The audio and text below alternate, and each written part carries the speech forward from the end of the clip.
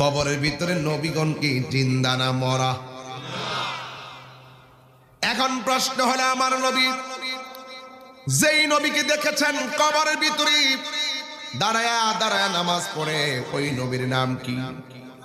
ওই নবী কি গরম না নরম? ওরে বাপরে বাপ, বাপরে বাপ। যেই নবী তুর পাহাড়ে গিয়া বলছে, আল্লাহ তুমি আমারে দেখা দাও, আল্লাহ বলছেন লান তারানি ইয়া মুসা, কিয়ামত হয়ে যাবে, কখনোই তুমি আমারে দেখতে পারবে না। What is the difference between কালিম এন্ড হাবিব? কালিম এবং হাবিবের মধ্যে পার্থক্য কি?